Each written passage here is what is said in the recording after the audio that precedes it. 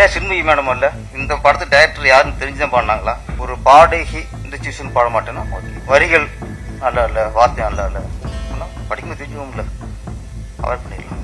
ஆனால் ஒரு படத்துக்கு கேப்டன் இயக்குனர், இந்த இயக்குனர் தெரிஞ்சா பாடியிருக்க மாட்டேன் அப்படின்னா ஒரு இயக்குனர் குறிப்பிட்டு நீங்க எப்படி தாக்க போச்சு? இது மோகன்ஜிக்கு மட்டும் இல்ல, தமிழ் திரையில் உள்ள ஒவ்வொரு இயக்குனருக்குமே அவமானம் அது. இந்த இயக்குனர் தெரிஞ்சுதான் பாடிருக்குன்னு சொன்னீங்களா, அதுக்கு மன்னிப்பு கேட்கணும். ஒரு கதையை சொல்லி புடிச்ச பிடிச்சி அதை முடிச்சு உயிர் போகுதுங்க.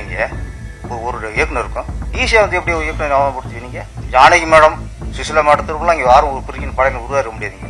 கதை தான் ஹீரோ, கதை தான் முக்கியம். இப்போ கதையை தயாரிப்பாளர் முடிவு பண்றது இல்ல, கதாநாயகன் முடிவு பண்ற காலமா போச்சு. நம்பி உள்ள போயிட்டா அவனை கூட டார்ச் பண்ணக்கூடாது, நேரத்தை டார்ச் பண்ணக்கூடாது. இப்போ உலக நாயகன் டைட்டில் விட்டுருச்சு, அது விட்டு கொடுத்தாரு, அது கூட வச்சுக்கலாம். ஒரு 5-6 படத்துல நடிச்சு பேஸ் வெளி உண்டாக்கிட்டு பேசன போச்சு, பேஸ்ல உண்டாக்கிட்டு அப்புறம் அரசியல் கட்சி ஆரம்பிக்கிறதா இல்ல ஏதாவது கட்சிக்கு சப்போர்ட் பண்றதாங்கிறது அடுத்த விஷயம். நடிக்கிறது அதுதான், வேற ஒண்ணும் இல்ல. மேனன் அங்க ரெட்டி, அது தப்பாவே தெரியல. இங்கே தப்பா ஏன் தெரியுதுன்னா, இங்க ஜாதி ஆட்டி படைக்குது. இந்த கோயம்புத்தூர் குசும்புங்க இல்ல, இந்த கோயம்புத்தூர் குசும்புங்கிறது இதுதான்.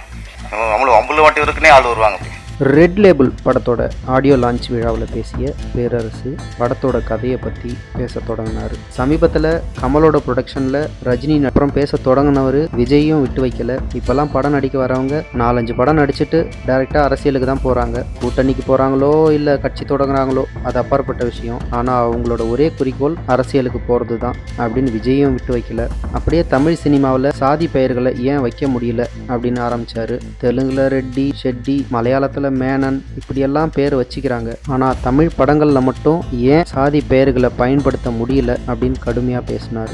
அத்தோடு விட்டு வைக்காம நேராக சின்மயி கிட்ட வந்தார். சமீபத்தில் மோகன்ஜியோட திரௌபதி 2 படத்தோட ஒரு சாங் வந்துச்சு. அதை சின்மயி பாடியிருந்தாங்க. இது மோகன்ஜியோட படமாக இருந்தால் நான் கண்டிப்பாக பாடியிருக்க மாட்டேன் அப்படின்னு எதிர்ப்பு தெரிவிச்சிருந்தாங்க. அதுக்கு கடுமையான கோபம் அடைந்த பேரரசு அவங்க கண்டிப்பாக மன்னிப்பு கேட்டாகணும், இது எல்லா டைரக்டருக்கும் பெரிய அசிங்கம், அவங்க இப்படி பண்ணது ரொம்ப தப்பு, அவங்க கண்டிப்பாக மன்னிப்பு கேட்கணும்னு ஆணித்தரமாக அடித்து பேசினார் இயக்குனர் பேரரசு. ரெட் லேபிள் லெனினுக்கும் ரெட்டுக்கும் சம்மந்தம் இருக்கு, லெனினுக்கும் ரெட் லேபிளுக்கும் சம்மந்தம் இருக்கு. ஒரு முத்திரை குத்திட்டாங்க. எனக்கும் ரெட் லேபிள் சம்மந்தம் இல்லை, ரெட் லேபிளுக்கும் எலெக்ஷன் சம்மந்தம் இருக்கு. அந்த எலெக்ஷன் முத்திரையை குத்திட்டாரு, அதுவும் ஒத்துக்க வேண்டியதான். எப்படி லெனினுக்கும் ரெட்டுக்கும் எவ்வளவு சம்மந்தம் இருக்கோ, நம்ம ரெட் லேபிளுக்கும் எலெக்ஷனுக்கும் ஃபுல்லாக சம்மந்தம் ஆகிப்போச்சு. அது இல்லாமல் எலெக்ஷன் நடக்காது இப்போ. ஆனால் ரொம்ப யோசிச்சு தான் டைட்டிலாம் வச்சிருக்காங்க. இயக்குனர் வினோத் சார், வாழ்த்துக்கள் சார். ஆமாம், டைட்டில் ரொம்ப நல்லா இருந்துச்சு. ஹீரோ புதுசு மாதிரியே இது ஒரு ஃபிலிம்ல தெரியல. ஆமாம், கேஷுவலாக அடிச்சுட்டு போயிட்டுருக்காரு. ஒரு அழகான கதாநாயகி அஸ்வின், நல்லா பண்ணியிருக்கீங்க. ஜோடி பத்து நல்லா இருக்கு, அது முக்கியம் இல்ல. ஆமா, அவங்க ஹீரோக்குங்க. நீங்க என்ன நம்மளும் அம்புல வாட்டி இருக்குன்னே ஆள் வருவாங்க. அப்படி லெனினுக்கும் அஸ்வினுக்கும் ஜோடி பொறுத்த படத்துல நல்லா இருக்கு. ஆமா, எப்படி கமல் ஸ்ரீதேவி, ரஜினி, ஸ்ரீபிரியா மாதிரி லெனின் அஸ்வின் ஜோடி பொறுத்த நல்லா இருக்கு. தொடரட்டும், ஜோடியும் தொடரட்டும், படங்களும் தொடர்ந்து எடுங்க. ரெட் லேபிள் தயாரிப்பட்ட கேட்டேன், என்னதான் படம்ட்டு. கதையை சொல்லவே மாட்டேங்கிறாரு, மலுப்புறாரு அப்படியே. ஆமா, இல்லை சார் ஒரு கல்லூரி ஸ்டோரி அப்படின்னாரு. காதல் கதையா அப்படின்னா, இல்லை சார் அதில் எலெக்ஷன் சம்மந்தப்பட்டது. முழு அரசியல் கதையா? அதுவும் இல்லை சார், அது ஒரு த்ரில்லர். என்னதான் கதை? எலெக்ஷன் கதையும் இல்லை, கல்லூரி கதையும் இல்லை, காதல் கதையும் இல்லை. அப்படியே போட்டு சஸ்பென்ஸை ரொம்ப மெயின்டைன் பண்றாரு ரைட்டர் பார்த்திபன் சார். நல்ல விஷயம் சொன்னார், ரொம்ப காலத்துக்கு முன்னாடி நடந்தது சார், அது இப்ப திருப்பி ஆரம்பிச்சிருக்கு லெனின் சார் மூலியமா. அப்போ ஏவிஎம், ஜெமினி, தேவர் பிலிம்ஸ், மாடர்ன் தியேட்டர்ஸ், அந்த காலகட்டத்தில் முதல்ல அந்த கம்பெனி கதையை முடிவு பண்ணுவாங்க. கதையை முடிவு பண்ணதுக்கு அப்புறம் தான் இந்த கதையை யார் இயக்குனா நல்லா இருக்கும் அப்படின்னு அடுத்த இயக்குனரை முடிவு பண்ணுவாங்க. அப்புறம் இந்த கதைக்கு எந்த கதாநாயகன் கட்டா இருப்பாரு தான் கதாநாயகன் முடிவு பண்ணுவாங்க. இது ஆரோக்கியமான சினிமா போய்க்கிருச்சு. ஏன்னா ஒரு படத்துக்கு கதை தான் முக்கியம், கதை தான் ஹீரோ, கதை தான் கதாநாயகி, கதை தான் இயக்குனர், கதை தான் முக்கியம். அப்போ ஆரம்பத்தில் இல்லை, அப்படியே கரெக்டாக போய்கிட்டு இருந்துச்சு. அப்புறம் பார்த்தா Sridhar, K Balachander sir, TR Bhagyaraj sir இப்பெல்லாம் வந்ததுக்கப்புறம் டைரக்டரே கதை திரைக்கதை யோசனை எழுதினா தான் ஒரு முழுமையாக இருக்குமா தோணுச்சு. அதுக்கப்புறம் இயக்குனர்கிட்ட கதை கேட்பாங்க, கதை பிடிச்சிருந்தா அந்த கதைக்கு யாரு ஹீரோ, பிரபு நல்லா இருக்குமா, ஸ்ரீ கார்த்திக் நல்லா இருப்பாரா, சத்யராஜ் நல்லா இருப்பாரா, அந்த காலகட்டத்தில் அப்புறம் ஹீரோ முடிவு பண்ணுவாங்க. அது ஆரோக்கியமாக போய்கிட்டு இருந்துச்சு. அந்த இதெல்லாம் நல்ல படம்லாம் கட்ட அமைஞ்சது. இப்போ கதையை தயாரிப்பாளர் முடிவு பண்றதுல கதாநாயகன் முடிவு பண்ற காலமாக போச்சு. அது வேற மாதிரி போயிட்டு இருக்கு. இந்த காலகட்டத்தில் நான் தயாரிப்பாளராக லெனின் சார் நான் பாராட்டுறேன். ஒரு படத்துக்கு கதை தான் முக்கியம், முதல்ல கதையை முடிவு பண்ணுவோம். அப்படி கதையை தேடி இருக்காரு. அப்போ பொண்ணு பார்த்துமே சார்கிட்ட கூப்பிட்டு கதை கேட்டிருக்காரு. கதை பிடிச்சிருக்கு, லைன் பிடிக்கல, கதையே பிடிச்சிருக்கு. கதையை ஃபுல்லாக பண்ணி ஃபுல்லாக ரெடி பண்ணதுக்கப்புறம் அப்போ இந்த கதைக்கு ஒரு நல்ல இயக்குனரை, சரியான இயக்குனரை போடுவோம். அப்புறம்தான் இயக்குனர் வினோத்தை முடிவு பண்ணியிருக்காங்க. இதில் ஒரு படம் நல்லா வந்திருக்குங்கிறதுக்கான நம்பிக்கை இருக்கலாம். ஒரு கதை தான் முக்கியம். அப்போ கதையை அதுக்கப்புறம் டைரக்டர் முடிவு பண்ணி இந்த கதைக்கு நம்ம கரெக்டாக இருப்போமா, ஹீரோ கரெக்டாக இருப்போமா, காலேஜ் ஸ்டூடெண்ட் ஸ்டேட்டஸ் ஒன்று நல்லா இருக்குது, அதில் கொஞ்சம் மாற்றுவோம் அப்படின்னு சொல்லி அதுக்கு ஒரு மாற்றம் பண்ணி இந்த ரெட் லேபிள் முறையாக எடுக்கப்பட்ட படம் அப்படிங்கிறதுக்கு பொன் பற்றி சொன்ன உதாரணம். அடுத்து இந்த படத்தில் என்ன சொல்றதுல என்னென்னவோ நடிகர் நடிகர் திலகம், உலக நாயகன் எல்லாம் சொல்றாங்க. இப்போ ஒரு நடிகர் உருவாகிட்டு இருக்காரு. அவருக்கு பட்டத்தை தேட வேண்டியிருக்கு. இப்போ என்ன பட்டம்ட்டு இப்போ உலக நாயகன் டைட்டில் விட்டுருச்சு. அவர் விட்டு கொடுத்தாரு, அது கூட வச்சுக்கலாம். எங்க சங்க தலைவர் உதயகுமார், நடிகர் உதயகுமார் அவர்கள் இன்னைக்கு நடிகராக உட்காந்துருக்காரு. ட்ரெயிலர் பார்க்கும்போது அந்த கெட்டப் சூப்பர். ரஜினி சாரோட உள்ள ஸ்டீலாக சீல் குடிச்சு பார்க்கல. அவரை கொஞ்சம் சீரியஸாக குடிப்பாரு. ரொம்ப தெனாவிட்டா அப்படியே கேஸ சாஞ்சிட்டு அப்படியே வானத்துக்கு ஊதுறாரு, புகை விடுறாரு. புகைய மேல வானத்துக்கு விடுறாரு. ஆமா, ஒரு நல்ல நடிகர் உருவாகிட்டு இருக்காரு. சார், எங்க ஆள்கிட்ட வேலை வாங்கியிருக்கிய, அவர்கிட்ட வேலை வாங்குறது சாதாரண விஷயம் இல்லை. நம்ம பொண்ணு பார்த்து சொன்ன ஒரு விஷயம் சொன்னார். ஒரு நடிகர் கதை கேட்டோம், கமிட் ஆயிட்டோம், ஓகே. ஒரு நடிகர் கதை பிடிச்சி கமிட் ஆயிட்டா அந்த இயக்குனர்கிட்ட ஃப்ரீடம் விட்டணும். நம்புனா அது நடிக்கணும், நம்பிக்கையில நடிக்கக்கூடாது. அப்ப நீ கதையை கேட்டுட்டு நம்பி உள்ள போயிட்டா அவனை போட்டு டார்ச் பண்ணக்கூடாது, டேரக்டர் டார்ச் பண்ணக்கூடாது.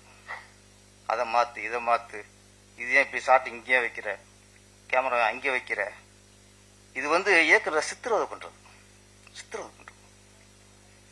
கதை பிடிச்சா நடிக்காதீங்க, அவ்வளவுதானே. உதயகுமார் சார் கதை கேட்டிருக்காரு, பிடிச்சி போச்சு. படம் முடிகிற வரைக்கும் ஒண்ணுமே சொல்லல. சமத்தான நடிகர். ஒன்னொன்னு அப்பப்ப கேட்டா இது வேற நடிக்க வளர்ந்து வந்துட்டு இருக்கோம் அப்படின்னு அது ஒண்ணு இருக்கு. ஃபுல்லா விட்டாரு. படம் பார்த்துருக்காரு. படம் பார்த்துட்டு அவரோட கருத்து இப்படி மாத்திக்கலாமா, மாத்திக்கலாமா, ஓகே. அவர் சொல்ற மாற்றம் இயக்குனருக்கும் கதாசிரியருக்கும் உடன்பட்டு இருக்கு. அப்போ சொன்ன மாதிரி சேஞ்ச் பண்ணியிருக்காங்க. அப்போ சொன்ன விஷயம் சரி அப்படிங்கிறனாலதான் இன்னைக்கு மேடையில ஓப்பனா சொல்றாரு கதாசிரியர். ஒரு நடிகர் இதான் கருத்து சொல்லலாம். ஷூட்டிங்லயே சொல்லும்போது ரொம்ப இயக்குனருக்கு வந்து பெரிய தலைவலி ஆயிரும், குழப்பம் உண்டாயிரும். குழப்பம் உண்டாச்சுன்னா அது படத்தில் தெரிஞ்சுக்குவோம்.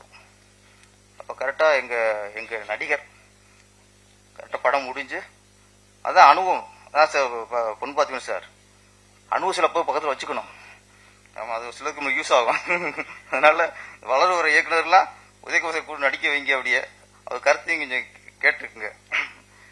இன்னொன்று அவர் முடிவு பண்ணிட்டார். ஏன்னா இப்போ எலெக்ஷன் வருது 2026.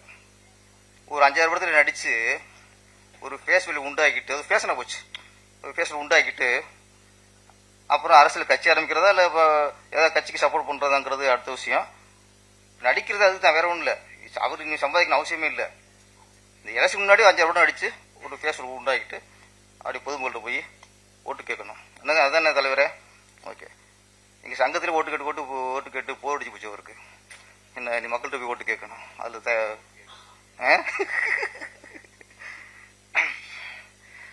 அப்புறம் அந்த படத்தில் மிஸ்டர் கைலாஷ் மேனன், தமிழ்நாட்டில் தான் நம்ம வந்து கைலாஷ் மேனன் சொல்லலாம், சமீரா ரெட்டின்னு சொல்லலாம், ராகு எல்லாம் சொல்லலாம். நம்ம நாட்டில் உள்ள ஜாதி, தமிழ்நாடு ஜாதி சொல்ல முடியாது.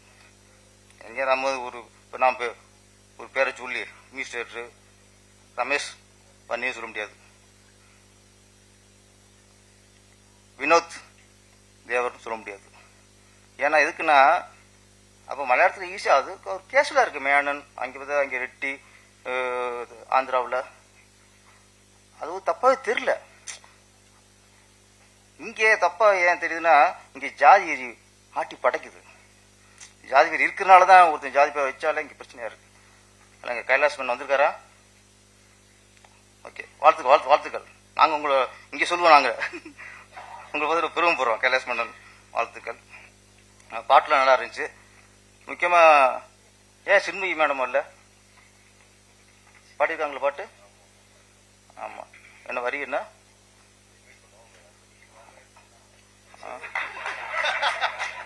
இந்த கோயம்புத்தூர் குசும்புங்க இல்லை, இந்த கோயம்புத்தூர் குசும்புக்கு இதுதான் நல்லா பாடியிருந்தாங்க. இந்த படத்து டைரக்டர் யாருன்னு தெரிஞ்சுதான் பாடினாங்களா? அது கேள்வி இருக்குல்ல, தெரியுமா உங்களுக்கு? தெரியும். ஆமாம், சின்ன படங்கள் இந்த மாதிரி படங்கள்லாம் ஒரு படத்தை முடிச்சு ரிலீஸ் பண்ணுறதே பெரிய விஷயமா இருக்குது, வியாபாரமாகிறது பெரிய விஷயமா இருக்குது. இந்த நேரத்தில் அந்த படத்தை டேமேஜ் பண்ணுற மாதிரி, அந்த வியாபாரத்தை டேமேஜ் பண்ணுற மாதிரி அது ரொம்ப வருத்தமாக இருக்கு. ஒரு பாடகி அப்படிங்கும்போது சிச்சுவேஷன் கேட்பாங்க, இந்த சிச்சுவேஷன் பாட மாட்டேன்னா ஓகே, வரிகள் நல்லா இல்லை, வார்த்தை நல்லா இல்லை அப்படின்னா படிக்கும்போது தெரிஞ்சுவோம்ல, அவாய்ட் பண்ணிடலாம். இல்லை தெரியாமல் பாடிட்டேன், பொருள் தெரியாமல் பாடிட்டேன் அப்படின்னு சொல்லலாம். ஆனால் ஒரு படத்துக்கு கேப்டன் இயக்குனர், அவன் தான் முழுமையானவன். படத்தை உருவாக்குறவங்க இயக்குனர் தான். இந்த இயக்குனருக்கு தெரியாம பாடிட்டேன் அப்படின்னா அந்த இயக்குனருக்கு எவ்வளவு அவமானப்படுத்துற மாதிரி, எவ்வளவு மன உளைச்சல் உண்டாயிருக்கும். இந்த இயக்குனர் தெரிஞ்சா பாடியிருக்க மாட்டேன் அப்படின்னா ஒரு இயக்குனர் குறிப்பிட்டு நீங்க எப்படி தாக்க போச்சு? இது வந்து மோகன்ஜிக்கு மட்டும் இல்ல, தமிழ் திரையில் உள்ள ஒவ்வொரு இயக்குனருக்குமே அவமானம். அது நீங்க எல்லாருக்குமே நீங்க அவமானப்படுத்த மாதிரி தான். நீங்க இந்த படத்துல பாடினாக்கா மன்னிப்புக்க கூடாது. இந்த இயக்குனர் தெரிஞ்சிருந்தா பாடிக்கணும்னு சொன்னீங்களா, அதுக்கு மன்னிப்பு கேட்கணும். மன்னிப்பு கேட்கணும். நீங்க ஈஸியெல்லாம் ஒருத்தர் நீ அவமானப்படுத்தி போயிட முடியாது. ஒரு இயக்குனர் ஒரு படத்தை ஒருத்தன் கதையை சொல்லி புடிச்சு பிடிச்சி அதை முடிச்சு உயிர் போகுதுங்க. இங்க ஒரு இயக்குனருக்கும் ஈஸியா வந்து எப்படி இயக்குனர் அவமானப்படுத்துவீங்க? நீங்க பாட்டு ஜானகி மேடம் சுசிலா மேடத்திற்குலாம் இங்கே யாரும் ஒரு பெரிய பாடகர்கள் உருவாக்க முடியாதுங்க. தமிழ் ஜானகி மேடம் எவ்வளவு பெரிய பாடகி அவங்க. நேத்து ராத்திரி அம்மா பாடினாங்க. அதுக்கு எத்தனை நாள் அற்புதம் பாடலாம் பாடியிருக்காங்க. அந்த பாடம் அவங்க சீப் ஆகி விட்டார்கள். என்ன குறிப்பிட்ட ஒரு இயக்குனரையோ தயாரிப்பாளரையோ சொல்லி அவமானப்படுத்துறதுக்கு யாருங்க உரிமை இல்லை. இந்த படத்தை பாட்டு நல்லா பாடியிருக்காங்க, ரசிக்கிறோம். நீங்க பாடுங்க, தொடர்ந்து பாடுங்க.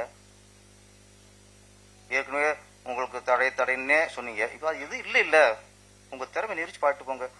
உங்களை சிச்சுவேஷன் கேளுங்க, பாட்டில் ஒரு பாட்டை படிச்சு பாருங்க, பிடிச்சிருந்தா பாடுங்க, இல்லைன்னா போங்க.